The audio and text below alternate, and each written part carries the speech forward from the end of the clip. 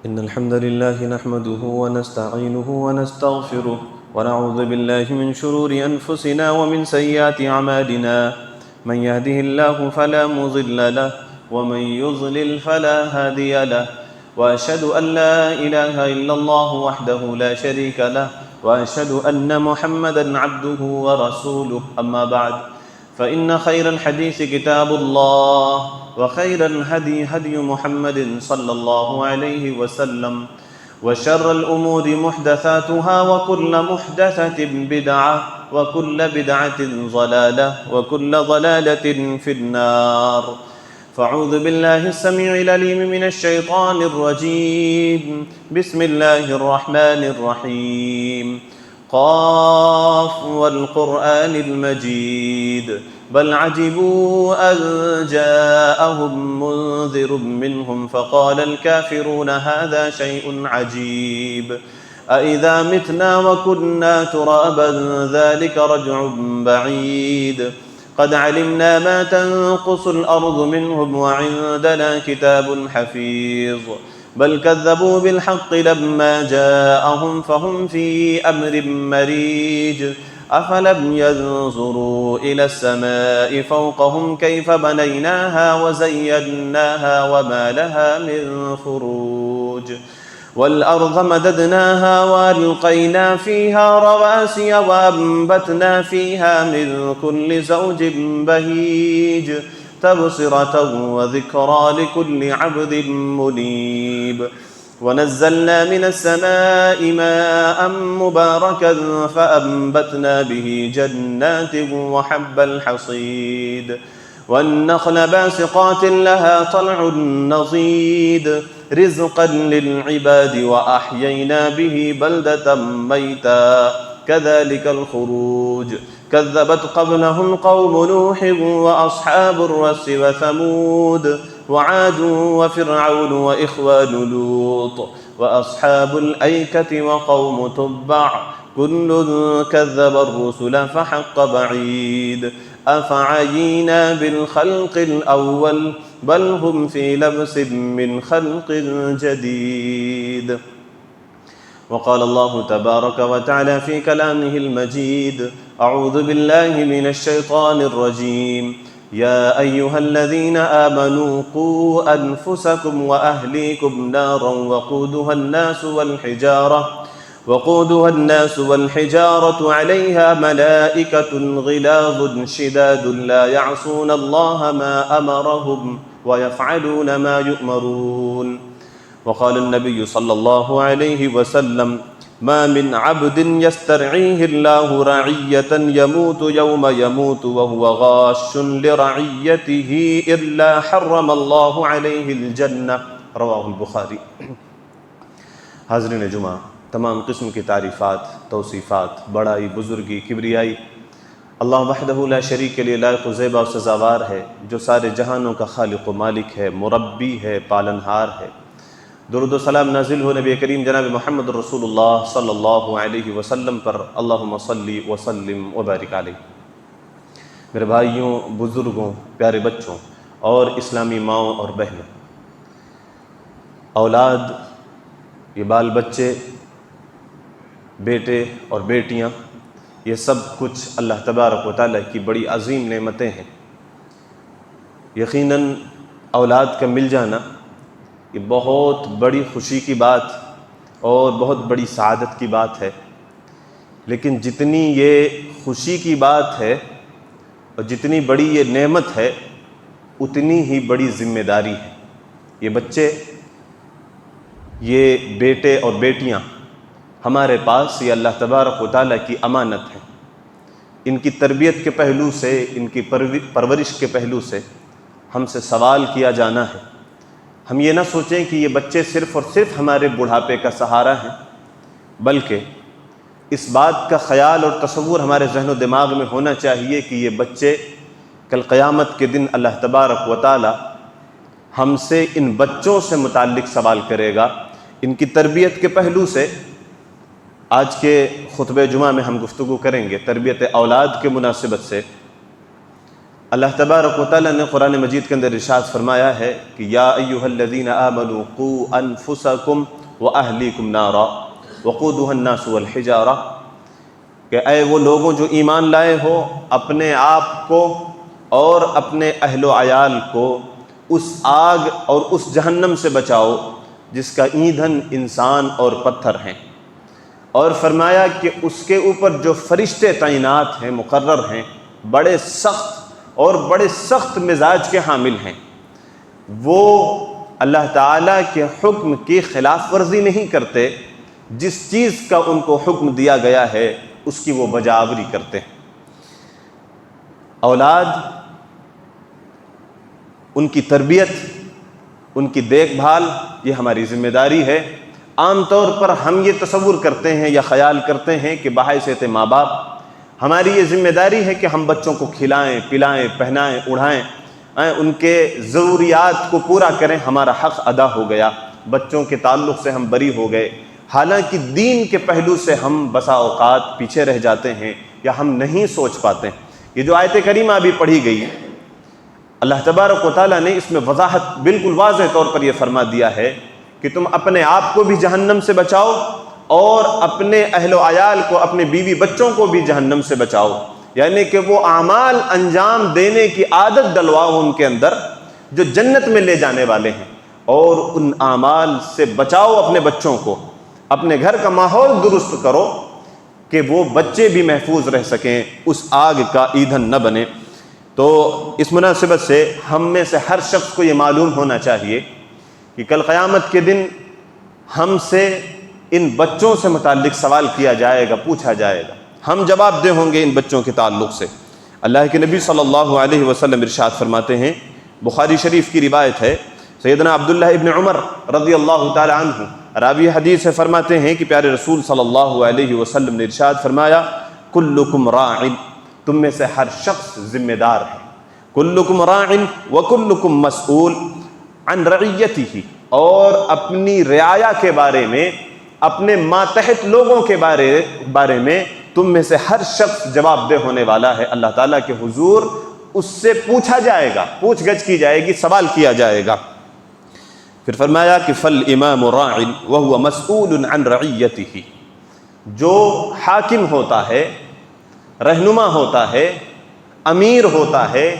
وہ اپنی رعیت کے بارے میں سوال کیا جائے گا، وہ مسئول ہے، وہ جواب دہ ہے۔ والرجل راع فی اہلہ وهو مسئول عن رعیتہ، ہر آدمی اپنے اہل و عیال کے بارے میں جواب دہ ہے، اس سے سوال کیا جائے گا اس کی رعیت کے بارے میں۔ والمرأة راعیة فی بیت زوجہا، اور ایک عورت اپنے شوہر کے گھر کی نگراں ہے، ذمہ دار ہے، محافظ ہے، اس سے اس کے بارے میں سوال کیا جائے گا۔ وہی مسئولۃ عن رعیتہا، کہ اس کی رعیت کے بارے میں اس سے سوال کیا جائے گا، وہ بھی جواب دہ ہوگی، اس کے مال کے بارے میں، اس کے بچوں سے متعلق، اس کے شوہر کے گھر سے متعلق، اور اس کے عزت و ناموس سے متعلق اس سے سوال کیا جانا ہے، اس کو بھی جواب دہ ہونا پڑے گا۔ فَكُلُّكُمْ رَاعٍ وَكُلُّكُمْ مَسْئُولٌ عَنْ رَعِيَّتِهِ، تم میں سے ہر شخص ذمہ دار ہے، وہ حاکم ہے، اس کے بارے میں اس سے سوال کیا جائے گا۔ یہ بخاری شریف کی روایت بظاہر ایک حدیث ہے، لیکن ہر شخص کو یہ حدیث ذمہ دار بناتی ہے اور ہر شخص کو جواب دار بناتی ہے کہ تم یوں ہی بیکار نہیں ہو، بلکہ ہر شخص جواب دہ ہے، خواہ وہ مرد ہو یا عورت ہو، اپنے اپنے دائرے میں ہر شخص جواب دہ ہوگا۔ قیامت کے دن اس سے سوال کیا جائے گا، کوئی بھی آزاد نہیں ہے، خواہ وہ مرد ہو یا عورت ہو۔ سماج میں کسی طرح کا عہدہ اور منصب ملا ہوا ہو یا اس کو سماج اور معاشرے میں اس کو کوئی عہدہ نہ ملا ہوا ہو، اس کے ماتحت اس کے بچے ہیں، اس کے بچوں سے متعلق اس سے سوال کیا جائے گا۔ تو کوئی بھی آدمی اس میں خیانت کا مرتکب نہ ہو، کل قیامت کے دن ہوگا، اللہ تعالیٰ سب کے سامنے سوال کرے گا اور انسان کو جواب دہ ہونا پڑے گا۔ اور اگر کوئی انسان اس میں پیچھے رہ جاتا ہے، جواب داری کا خیال نہیں کرتا ہے، یوں ہی بس کسی طرح سے اس نے وقت گزاری کی یا حقوق تلفی کی، حق تلفی کر لی اس نے اپنی رعایت کے ساتھ، اپنی رعایا کے ساتھ، خواہ وہ لوگوں کے درمیان ذمہ دار بنایا گیا ہو یا اپنے بچوں کے تعلق سے اس نے خیال نہیں کیا، دھوکہ کرتا رہا یا سستی برتتا رہا، کاہلی کرتا رہا، تو کہیں ایسا نہ ہو کہ کل قیامت کے دن اللہ تبارک و تعالیٰ اس کے بارے میں یہ فیصلہ فرمائے کہ ایسے شخص کے لیے میں نے جنت کو حرام کر دیا۔ اللہ کے نبی جناب محمد رسول اللہ صلی اللہ علیہ وسلم ارشاد فرماتے ہیں، بخاری شریف کی روایت ہے، حضرت معقل ابن یسار رضی اللہ تعالیٰ عنہ راوی کہ رسول اللہ صلی اللہ علیہ وسلم کو میں نے فرماتے ہوئے سنا ہے کہ ما من عبد یسترعیہ اللہ رعیتا یموت یوم یموت وہو غاش لرعیتہ، کہ کوئی بھی شخص جسے اللہ تعالیٰ نے ذمہ دار بنایا ہے اور وہ اپنی رعایا کے ساتھ دھوکہ کرتا رہا، اسی حالت میں وہ مر گیا، الا حرم اللہ علیہ الجنہ، اللہ تبارک و تعالیٰ نے ایسے شخص کے اوپر جنت کو حرام کر دیا ہے، خواہ وہ بچے ہوں یا ایک عورت ہو اس کے بال بچے ہوں، اس کے شوہر کے گھر سے متعلق معاملہ ہو، یا ایک آدمی ہو اس کی بیوی بچوں سے متعلق ہو، یا سماج اور معاشرے میں کوئی انسان ذمہ دار بنایا گیا ہو، ہر انسان کا جو دائرہ کار ہے اس دائرہ کار سے متعلق اسے سوال کیا جانا ہے۔ اور اگر لوگوں کے ساتھ دھوکہ کرتا ہے انسان اور اسی حالت میں مر جاتا ہے، اللہ تعالیٰ نے ایسے شخص کے اوپر جنت کو حرام کر دیا۔ اس وجہ سے میرے بھائیوں اور میری بہنوں، ہمیں اپنے بچوں کی تربیت کے تعلق سے بہت زیادہ ہوش مندی سے کام لینا چاہیے، بڑا خیال کرنا چاہیے، اس وجہ سے کہ اگر ہم ان کی دنیا اور آخرت دونوں ساتھ لے کر کے چلتے ہیں تو ان کی آخرت سنورتی ہے، ہماری آخرت سنورتی ہے، اور اس کے ساتھ ساتھ ہم دونوں کی دنیا بھی سنورتی ہے، بال بچوں کی دنیا سنورتی ہے اور ماں باپ کی بھی دنیا سنورتی ہے، ہمیں اس کا خیال کرنا چاہیے۔ اس وجہ سے کہ ہر بچہ، ہر انسان جب پیدا ہوتا ہے تو فطری طور پر فطرتاً وہ اسلام پر پیدا ہوتا ہے،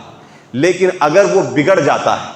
وہ غلط روش اختیار کرتا ہے، مرتد ہو جاتا ہے یا غلط راہ اختیار کر لیتا ہے، تو ہمیں اس بات پر غور و فکر کرنا پڑے گا کہ کمی کہاں ہے، ہماری تربیت میں کس جگہ پر کمی ہے،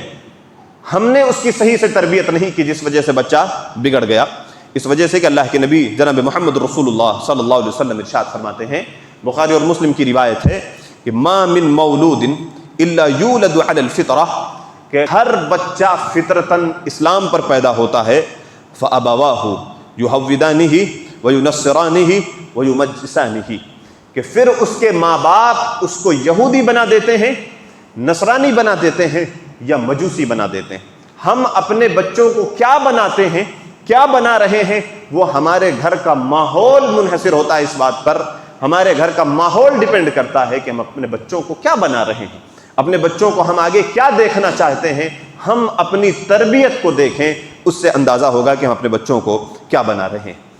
بڑی جامع ایک روایت آپ کے سامنے بیان کرنا چاہتے ہیں۔ عبداللہ ابن مسعود، عبداللہ ابن عباس رضی اللہ تعالیٰ عنہ راوی ہیں، فرماتے ہیں کہ ایک دن ہم رسول اللہ صلی اللہ علیہ وسلم کے ساتھ، میں اللہ کے رسول صلی اللہ علیہ وسلم کے سواری پر آپ کے پیچھے بیٹھا ہوا تھا، آپ صلی اللہ علیہ وسلم نے مجھے مخاطب کرتے ہوئے ارشاد فرمایا کہ یا غلام، اے بچے، اے بیٹے، الا اعلمک کلمات ینفعک اللہ بہن، کہ اے بیٹے کیا میں تجھے چند کلمات نہ سکھلاؤں جس کے ذریعے سے اللہ تبارک و تعالیٰ تجھے بڑا فائدہ پہنچائے گا، میں تجھے کچھ ایسے کلمات سکھلانا چاہتا ہوں۔ فرمایا کہ اللہ کے رسول صلی اللہ علیہ وسلم ضرور بتلائیے، ضرور آگاہ کیجئے۔ اللہ کے نبی صلی اللہ علیہ وسلم، ہم میں سے ہر شخص کو یہ چاہیے کہ ہم اپنے بچوں کو تربیت کرتے ہوئے ان پہلوؤں پر، ان نصیحتوں پر دھیان دیں کہ ہم اپنے بچوں کو یہ نصیحتیں کرتے ہیں یا نہیں کرتے ہیں۔ اس میں صرف بچوں کے لیے نصیحت نہیں ہے، ہمارے لیے بھی نصیحت ہے، ہمارے لیے بھی نصیحت۔ اللہ کے نبی جناب محمد رسول اللہ صلی اللہ علیہ وسلم کی شخصیت، آپ صلی اللہ علیہ وسلم کی ذات گرامی ایسی ذات گرامی ہے، ایسی شخصیت ہے کہ آپ صلی اللہ علیہ وسلم بوڑھوں کے لیے بھی، جوانوں کے لیے بھی، بچوں کے لیے بھی، عورتوں کے لیے، ہر ایک کے لیے آپ صلی اللہ علیہ وسلم آئیڈیل نمونہ ہے۔ آپ صلی اللہ علیہ وسلم نے ایک بچے کو کس طرح سے نصیحت کی، اور اتنی قیمتی نصیحتیں کی کہ اگر ہم اس کو اپنے ذہن و دماغ میں بسا لیں اور ہم خود اس پر عمل پیرا ہو جائیں اور اپنے بچوں کو بھی اس بات پر عمل پیرا کریں تو یقیناً بچوں کی دنیا اور آخرت سنور جائے گی، ہماری بھی دنیا اور آخرت سنور جائے گی۔ فرمایا اللہ کے رسول صلی اللہ علیہ وسلم نے کہ اے میرے بیٹے، اے بچے کیا میں تجھے چند ایسے کلمات نہ سکھلاؤں جس کے ذریعے سے اللہ تبارک و تعالیٰ تجھے بہت فائدہ پہنچائے گا۔ اللہ کے رسول صلی اللہ علیہ وسلم ضرور بتلائیے، آگاہ کیجیے۔ فرمایا اللہ کے نبی صلی اللہ علیہ وسلم نے پہلی نصیحت کرتے ہوئے کہ احفظ اللہ یحفظک، اے بیٹے اللہ تعالیٰ کے دین کی حفاظت کر، اللہ تعالیٰ تیری حفاظت کرے گا۔ یہ انداز دیکھیں، پیارے رسول صلی اللہ علیہ وسلم کے سمجھانے کا طریقہ دیکھیں۔ بیٹا، اے پیارے بیٹے، بیٹے سے مخاطب کیا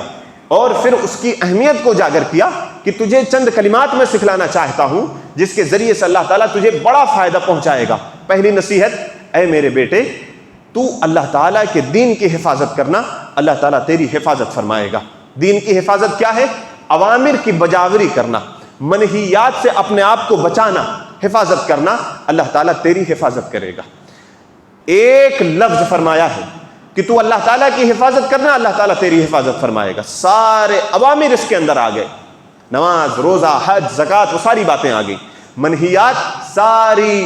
ممنوعات جتنی بھی چیزیں ہیں، مناہی کی جتنی بھی چیزیں، وہ ساری اس کے اندر آ گئی۔ اے بیٹے تو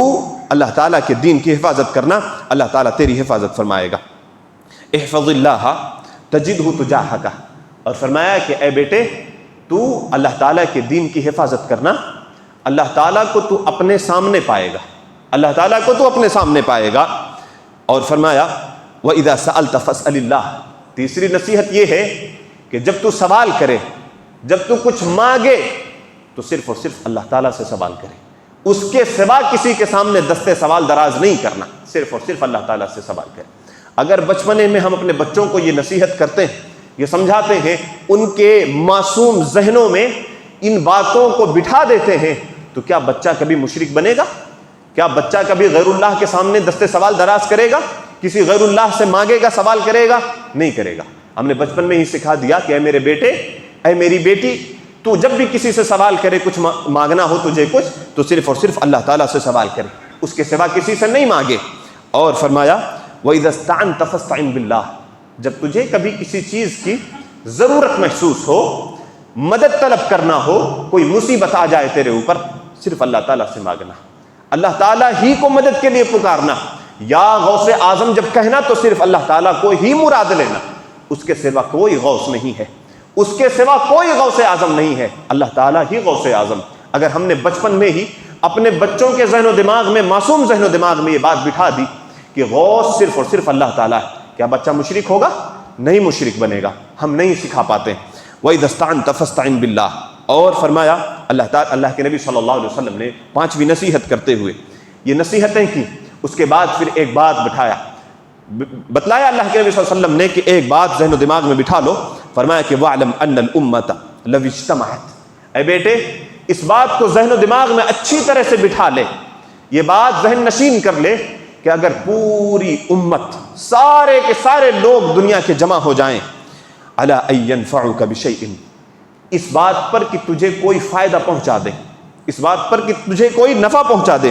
لَمْ يَنْفَعُكَ إِلَّا بِشَيْءٍ قَدْ كَتَبَهُ اللَّهُ لَكَ، تجھے وہ کوئی نفع نہیں پہنچا سکتے سوائے اتنا جتنا کہ اللہ تعالیٰ نے تیرے مقدر میں لکھ دیا ہے، تیرے لیے لکھ دیا۔ وَإِنِ اجْتَمَعُوا عَلَىٰ أَن يَضُرُّوكَ بِشَيْءٍ، اور یہ بات بھی ذہن نشین کر لو کہ اگر پوری امت، دنیا کے سارے افراد جمع ہو جائیں اس بات پر کہ تجھے کوئی نقصان پہنچا دیں، عَلَىٰ أَن يَضُرُّوكَ بِشَيْءٍ، تجھے کچھ بھی نقصان پہنچا دیں، اس بات پر اگر اتفاق کر لے، جمع ہو جائیں، لَمْ يَضُرُّوكَ، تجھے نقصان نہیں پہنچا سکتے، إِلَّا بِشَيْءٍ قَدْ كَتَبَهُ اللَّهُ عَلَيْكَ، سوائے اتنا جتنا کہ اللہ تعالیٰ نے تیرے مقدر میں نقصان لکھ دیا ہے، تکلیف لکھ دی ہے، اتنا، اس کے سوا تجھے کوئی نقصان نہیں پہنچا سکتے۔ اگر اپنے معصوم بچوں کے ذہن و دماغ میں ہم نے یہ باتیں بٹھا دی تو بچہ لوگوں کو یہ نہیں تصور کرے گا کہ یہ ہم کو نفع پہنچا سکتے ہیں، نقصان پہنچا سکتے ہیں، ہر چیز کا ذمہ دار وہ صرف اور صرف اللہ تعالیٰ کو تصور کرے۔ ہم اپنے بچوں کے ذہن و دماغ میں یہ قیمتی نصیحتیں بٹھائیں۔ اور اللہ کے نبی صلی اللہ علیہ وسلم نے کیا فرمایا کہ رفعت الاقلام وجفت الصحف، اے میرے بیٹے قلم اٹھا لیے گئے، صحیفے خشک ہو گئے ہیں، یعنی تقدیر لکھی جا چکی ہے، اب کچھ اس میں ہیر پھیر نہیں ہونے والا، لوگوں کے چاہنے سے کوئی اس میں ہیر پھیر نہیں ہونے والا ہے، قلم اٹھا لیا گیا اور صحیفے خشک ہو گئے ہیں، تقدیر تیری لکھی جا چکی ہے، اس میں کوئی تبدیلی اور تغیر نہیں ہونے والا ہے۔ اور فرمایا کہ تعرف الی اللہ فی الرخاء، اے میرے بیٹے اس بات کا خیال رکھ کہ خوشحالی کے موقع پہ جب تو خوشحال ہو، کسی طرح کی کوئی تنگی نہ ہو، تو اس وقت تو اللہ تعالیٰ کا اور اس کے بندوں کا خیال کرنا، ان کے حقوق کا خیال کرنا۔ یعرفک فی الشدۃ، اللہ تبارک و تعالیٰ پریشانی کے موقع پر، تنگی کے موقع پر تیرا خیال رکھے گا، تجھے پریشانی سے بچائے گا، تنگی میں اللہ تعالیٰ تیری مدد فرمائے گا۔ اور فرمایا کہ وَاعْلَمْ أَنَّ مَا أَخْطَأَكَ لَمْ يَكُنْ لِيُصِيبَكَ وَمَا أَصَابَكَ لَمْ يَكُنْ لِيُخْطِئَكَ۔ اللہ کے نبی صلی اللہ علیہ وسلم نے فرمایا کہ اور جان لو کہ اللہ تبارک و تعالیٰ جو چیز تجھ سے روک لے لوگ اسے تجھے نہیں دے سکتے ہیں، اور فرمایا کہ اگر اللہ تبارک و تعالیٰ تجھے کوئی چیز عطا کرنا چاہے سارے لوگ مل کر کے اس سے تجھے روک نہیں سکتے ہیں۔ اور فرمایا کہ وَاعْلَمْ أَنَّ النَّصْرَ مَعَ الصَّبْرِ، اور یہ بیٹا جان لو کہ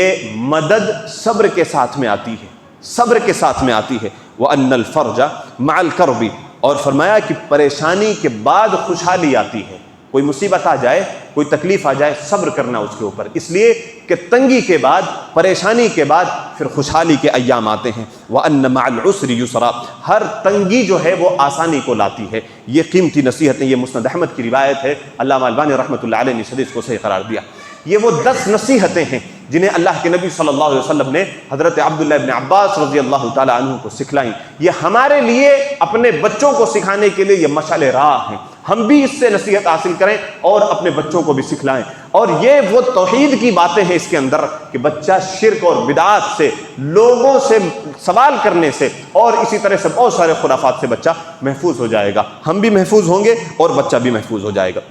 یہ بچوں کا حق ہے، یہ بچوں کا حق ہے، یہ ہماری ذمہ داری ہے کہ ہم بچوں کے تربیت کے پہلو سے ہم ان باتوں کا خیال کریں جن باتوں کے ذریعے سے اللہ کے نبی صلی اللہ علیہ وسلم نے بچوں کو نصیحت کی ہے، سمجھایا ہے، سکھلایا ہے۔ تو بچوں کے حقوق کے تعلق سے، ان کے تربیت کے تعلق سے ہمیں یہ بات بھی معلوم ہونی چاہیے کہ ایسا نہ ہو کہ ہم صرف اور صرف دینی تعلیم سکھاتے، اس طرح سے سکھاتے سمجھاتے پڑھاتے رہ جائیں کہ بچے کو اور بہت سارے معاملات میں ان کے حقوق کا ہم خیال نہ کر سکیں۔ بچوں کا یہ حق ہے کہ ان کے ساتھ شفقت کا معاملہ، پیار اور محبت کا بھی معاملہ ہونا چاہیے۔ اس مناسبت سے ابو ہریرہ رضی اللہ تعالیٰ عنہ فرماتے ہیں کہ ایک مرتبہ رسول اکرم صلی اللہ علیہ وسلم نے اپنے نواسے حضرت حسن رضی اللہ تعالیٰ عنہ کو بوسہ دیا۔ ایک صحابی اقرع بن حابس رضی اللہ تعالیٰ عنہ، آپ صلی اللہ علیہ وسلم کو انہوں نے دیکھا تو انہوں نے کہا اللہ کے رسول صلی اللہ علیہ وسلم کیا آپ اپنے بچوں کو بوسہ دیتے ہیں، انہیں چومتے ہیں، لاڈ پیار کرتے ہیں؟ میرے 10 بچے ہیں، میں نے آج تک کبھی کسی بچے کو چوما نہیں ہے، میں نے اسے لاڈ پیار نہیں کیا اس طریقے سے کہ میں اسے چوموں۔ یہ بخاری شریف کی روایت ہے۔ اللہ کے نبی صلی اللہ علیہ وسلم نے بڑے تعجب کے ساتھ ان کی طرف دیکھا، اقرع ابن حابس کی طرف آپ صلی اللہ علیہ وسلم نے بڑے تعجب کے ساتھ دیکھا اور فرمایا کہ من لا یرحم لا یرحم، کہ جو رحم نہیں کرتا ہے اس کے اوپر رحم نہیں کیا جاتا۔ بچوں کے ساتھ لاڈ پیار کرنا، ان کو چومنا، ان کو بوسہ دینا، ان کے ساتھ پیار محبت سے پیش آنا، یہ بچوں کا حق ہے، یہ بچوں کا حق ہے۔ اور اگر بچوں کے اوپر ہم ترس کھاتے ہیں، شفقت کا معاملہ کرتے ہیں، رحمت کا معاملہ کرتے ہیں، اللہ تعالیٰ کی رحمتوں کا نزول ہوتا ہے، اللہ تعالیٰ کی رحمتوں کا نزول ہوتا ہے۔ ایسا نہ ہو کہ بچوں کے ساتھ بہت زیادہ تنگی کرنے لگ جائیں، بہت زیادہ سختی کرنے لگ جائیں، نہیں، شفقت، پیار، محبت، یہ اسوہ ہے ہمارے رسول صلی اللہ علیہ وسلم کا۔ آپ صلی اللہ علیہ وسلم بچوں کو بوسہ دیا کرتے تھے، پیار کیا کرتے تھے۔ اسی مناسبت سے ابو داؤد کی روایت ہے، حضرت بریدہ رضی اللہ تعالیٰ عنہ فرماتے ہیں کہ ایک مرتبہ رسول اکرم صلی اللہ علیہ وسلم خطبہ ارشاد فرما رہے تھے، اسی طرح سے ممبر پر آپ صلی اللہ علیہ وسلم تشریف فرما تھے اور آپ صلی اللہ علیہ وسلم خطبہ ارشاد فرما رہے تھے۔ اسی دوران حضرت حسن و حسین رضی اللہ تعالی عنہما سامنے سے نمودار ہوئے، نکلے۔ آپ صلی اللہ علیہ وسلم نے دیکھا کہ دونوں حضرت حسن و حسین سامنے سے آ رہے ہیں، سرخ رنگ کی انہوں نے قمیص پہنی ہوئی تھی، ان کے پیر پھسل رہے تھے، وہ لڑکھڑاتے ہوئے چل رہے تھے، گر رہے تھے۔ آپ صلی اللہ علیہ وسلم کو دیکھا نہیں گیا، آپ صلی اللہ علیہ وسلم ممبر سے نیچے تشریف لائے اور آگے بڑھ کر کے دونوں بچوں کو اٹھا لیا۔ آپ صلی اللہ علیہ وسلم نے دونوں بچوں کو اٹھا لیا، لا کر کے بٹھایا اور اس کے بعد پھر ممبر پر تشریف لائے اور فرمایا کہ یقیناً اللہ تعالیٰ نے سچ کہا ہے، انما اموالکم و اولادکم فتنہ، یقیناً تمہارے مال اور تمہاری اولاد تمہارے لیے آزمائش ہے۔ پھر اس کے بعد آپ صلی اللہ علیہ وسلم نے اپنے خطبے کو مکمل فرمایا۔ تو آپ صلی اللہ علیہ وسلم اس قدر پیار کرنے والے، بچوں سے اس قدر شفقت کرنے والے، اور آپ صلی اللہ علیہ وسلم کی سیرت طیبہ سے ہمیں یہ پتہ چلتا، آپ صلی اللہ علیہ وسلم یہ تو اپنے بچے تھے آپ صلی اللہ علیہ وسلم کے، اپنوں کے علاوہ دوسروں کے بھی بچے جب آپ صلی اللہ علیہ وسلم گلیوں میں نکلتے، کھیلتے ہوئے بچوں کو آپ صلی اللہ علیہ وسلم اٹھا لیا کرتے تھے، ان سے پیار کرتے، ان کو بوسہ دیا کرتے تھے، ان کو اچھی اچھی تعلیمات دیا کرتے تھے، بچوں سے بڑا پیار کیا کرتے تھے آپ صلی اللہ علیہ وسلم۔ آپ صلی اللہ علیہ وسلم نے بہت زیادہ اس طرح سے عمل کر کے بتلایا۔ تو بچوں سے پیار ہونا چاہیے، ان کا حق ہے، یہ ان کا حق ہے۔ ایسا نہ ہو کہ ہم اس طرح سے تعلیم دینے لگ جائیں، ہم اس طرح سے سکھانے اور سمجھانے لگ جائیں کہ ان کے حقوق کی پامالی ہونے لگ جائے اور ہم اس کا خیال نہ کر پائیں۔ بچوں کی تربیت میں یہ بات بھی شامل ہے کہ ان کے ساتھ جو ہے اس طرح کا شفقت کا اور پیار محبت کا بھی معاملہ ہونا چاہیے، اور بچوں کے حقوق کا خیال کرنا چاہیے، بچوں کے حقوق کا خیال کرنا چاہیے۔ جس طرح سے ہمارے بڑوں کا جو ہے حقوق ہوا کرتے ہیں، اسی طرح سے عورتوں کے حقوق ہوا کرتے ہیں، اسی طرح سے بچوں کے بھی حقوق ہوا کرتے ہیں۔ بچوں کے حقوق کا خیال کرنا چاہیے۔ حضرت سہل بن سعد رضی اللہ تعالیٰ عنہ فرماتے ہیں، بخاری شریف کی روایت ہے کہ اللہ کے نبی صلی اللہ علیہ وسلم ایک مرتبہ تشریف فرما تھے، آپ کے ارد گرد صحابہ کرام بیٹھے ہوئے تھے، اسی دوران آپ صلی اللہ علیہ وسلم کو ایک مشروب پیش کیا گیا، شربت وغیرہ کوئی ایسی چیز پیش کی گئی، آپ صلی اللہ علیہ وسلم نے اسے نوش فرمایا، آپ نے اسے پیا، اور اس کے بعد آپ صلی اللہ علیہ وسلم کا حکم بھی ہے اور آپ صلی اللہ علیہ وسلم کا طریقہ کار بھی یہ ہے کہ ہر اچھا کام داہنی طرف سے کرو، داہنی طرف سے ابتدا کرو۔ آپ صلی اللہ علیہ وسلم نے اس مشروب کو پیا اور وہ مشروب کچھ بچ گیا، آپ نے یہ چاہا کہ میں اپنے صحابہ کو بھی پلا دوں۔ داہنی طرف ایک بچہ بیٹھا ہوا تھا اور بائیں طرف کچھ عمر رسیدہ معزز قسم کے صحابہ کرام بیٹھے ہوئے تھے۔ آپ صلی اللہ علیہ وسلم نے اس بچے کا خیال کرتے ہوئے پوچھا کہ اگر تم مجھے اجازت دے دو، اے بچے اگر تم مجھے اجازت دے دو تو میں ان بڑوں کو یہ مشروب پہلے پیش کرنا چاہتا ہوں۔ اس بچے نے یہ کہا، اللہ کے رسول صلی اللہ علیہ وسلم میں اپنے حق کے اوپر کسی کو ترجیح نہیں دینا چاہتا، اللہ کے رسول یہ میرا حق ہے کہ آپ مشروب پہلے مجھے پیش کریں، کیونکہ میں داہنی طرف بیٹھا ہوا ہوں، میں اپنے حق کے اوپر کسی کو ترجیح نہیں دیتا ہوں۔ اللہ کے نبی صلی اللہ علیہ وسلم نے اس بچے کا خیال کیا، اس کے حق کا خیال کیا، داہنی طرف سے مشروب کو چلایا اور پہلے اس بچے کو پلایا۔ اس بچے نے اجازت نہیں دی، آپ صلی اللہ علیہ وسلم نے اس بچے کا خیال کیا، داہنی طرف سے جو ہے آپ صلی اللہ علیہ وسلم نے اس مشروب کو اس بچے کو پیش کر دیا۔ ہم بچوں کا خیال کریں۔ بس اوقات ایسے مقامات پر ہم اس بات سے چوک جاتے ہیں، ارے چھوڑو جانے دو، بچہ ہے نہیں خیال کرے گا۔ نہیں میرے بھائیوں، ہماری انہی حرکتوں سے بچے سیکھتے ہیں، انہی حرکتوں کی وجہ سے بچے جب دیکھتے ہیں ہم کو، بڑوں کو دیکھتے ہیں، اس سے وہ تعلیم حاصل کرتے ہیں، اس سے سیکھتے ہیں۔ تو بچوں کے حقوق کا خیال کیا جائے۔ اگر ہم ماں باپ ہیں تو اپنے بچوں کا خاص کر کے، اور دوسرے عام بچے جو ہیں ان کے بھی حقوق کا خیال کریں۔ ایسا نہ ہو کہ ہم تعلیم کے پہلو سے یا تربیت کے پہلو سے جو ہے ہم سختی اس طرح سے کرنے لگ جائیں کہ ان کی حق تلفی ہو جائے۔ تو بچوں کی تربیت کرتے ہوئے اس بات کا خیال رہے کہ ان کی حق تلفی نہیں ہونی چاہیے، ان کو ان کے حقوق سے محروم نہیں کرنا چاہیے۔ بچوں کو کھیل کود وغیرہ میں جو ہے ان کو یہ ان کی فطرت ہے کہ بچے کھیلیں گے، کچھ دیر بدماشی بھی کریں گے، یہ ان کی فطرت ہے، یہ بھی ان کا حق ہے کہ ان کو کھیل کود کا بھی موقع دیا جائے، ان کو کھیل کود کا بھی موقع دیا جائے، یہ بھی ان کا حق ہے۔ اور بچوں کے سامنے جھوٹ وغیرہ سے اجتناب کرنا چاہیے۔ بچے گھر کا جو ماحول دیکھتے ہیں، ہم کو جیسا دیکھتے ہیں ہم سے بچے سیکھتے ہیں۔ بسا اوقات یہ ہوتا ہے کہ ہم فون پر بات کرتے ہوئے بہت سارے جھوٹ بول دیتے ہیں، بہت سارے جھوٹ بولتے ہیں، اور اسی جھوٹ کو بچہ اپنی زندگی میں نافذ کر لیتا ہے اور اس کو مباح سمجھنے لگتا ہے اور وہ زندگی جینے کا سلیقہ ہی اسی کو سمجھنے لگتا ہے۔ تو بچوں کی پرورش کر رہے ہیں ہم، بچوں کی تربیت کر رہے ہیں، اپنے آپ کو سنواریں، اپنے آپ کو بنائیں کہ کوئی بھی غلطی کرتے ہوئے عام طور پر انسان کو بچنا چاہیے، لیکن جب سامنے بچے ہوں تو اس وقت انسان کو چاہیے کہ میں صرف اور صرف یہاں پر اپنے گھر کا ایک ممبر نہیں ہوں، بلکہ ان بچوں کی تربیت کی وجہ سے، ان بچوں کی تعلیم کی وجہ سے میں وہ ذریعہ ہوں جسے دیکھ کر کے بچہ آگے سیکھے گا۔ تو بچوں کا بہت زیادہ اس معاملے میں بھی خیال کرنا چاہیے۔ اور اس کے علاوہ بچوں کے سامنے اپنے آپ کو آئیڈیل بنانا چاہیے، اپنے آپ کو نمونہ بنا کر کے پیش کرنا چاہیے کہ ایک انسان، ایک سچا مسلمان کس طرح سے رہتا ہے، اس کو کس طرح سے رہنا چاہیے، خود کو آئیڈیل بنائے، خود کو آئیڈیل بنائے۔ ہم یہ تصور کرتے ہیں, ہم یہ سوچتے ہیں کہ میرا بچہ بڑا اچھا ہو جائے, میرا بچہ بڑا نیک بن جائے, لیکن خود اپنے آپ کی کوئی پرواہ نہیں کرتے, اپنے آپ کی کوئی فکر نہیں کرتے. اپنے آپ کو بناؤ اور ان بچوں کی ماں کو بناؤ جنہیں دیکھ کر کے یہ بچے پروان چڑھ رہے ہیں. اگر ہم بگڑے ہوئے ہیں, ہم بے نمازی ہیں, ہم خراب ہیں, اگر ہم گالی گلوچ بکتے ہیں, ہم جھوٹ بکتے ہیں, اول فول بکتے ہیں, ٹائم کو یوں ہی ضائع کر دیتے ہیں, تو بچے ہم ہی کو دیکھ کر کے سیکھیں گے, ہم ہی کو دیکھ کر کے سیکھیں گے. اگر ہم اچھے نہیں ہیں تو ہمارے بچے عموماً اچھے نہیں ہو سکتے. اپنے آپ کو آئیڈیل بنا کر کے پیش کرنا چاہیے. اپنی بچیوں کو, اگر گھر میں ہمارے بچیاں ہیں تو اپنی بچیوں کو پردے کی اہمیت بتلائیں, ان کو سکھلائیں, بتلائیں کہ آپ کو گھر میں کیسا رہنا چاہیے,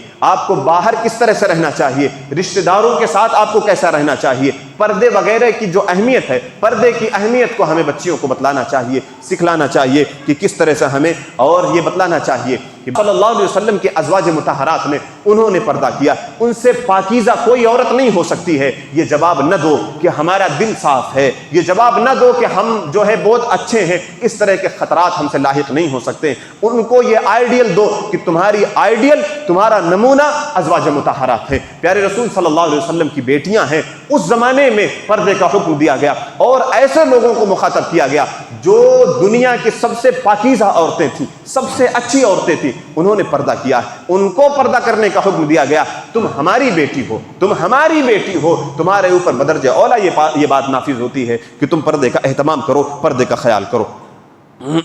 اور اس کے علاوہ بچوں کی تربیت کرتے ہوئے ہم ماں باپ کی یہ ذمہ داری بنتی ہے کہ ہم اس بات کا خیال کریں, دیکھیں, جاسوسی کریں بسا اوقات کہ بچے کن کے ساتھ اٹھتے بیٹھتے ہیں, کن کی صحبت اختیار کرتے ہیں. اور موجودہ وقت میں سب سے بڑا فتنہ جو ہے ہمارے سامنے, بہت بڑا جو چیلنج ہے, وہ موبائل فون کا فتنہ, موبائل فون کا فتنہ ہے.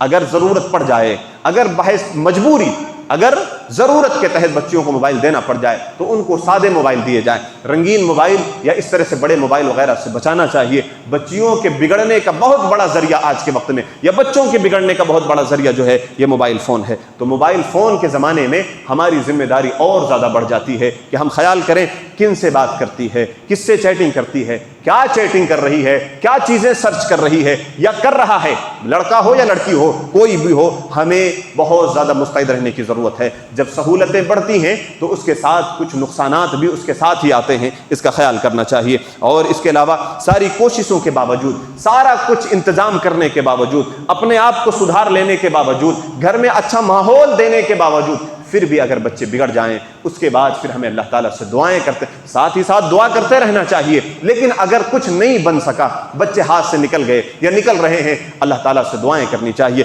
یہی ایک آخری حدیث پڑھ کے میں اپنی بات ختم کر رہا ہوں. صحیح الجامع کی روایت ہے, اللہ کے نبی جناب محمد رسول اللہ صلی اللہ علیہ وسلم فرماتے ہیں, ثلاث دعوات یستجاب لہن لا شک فیہن,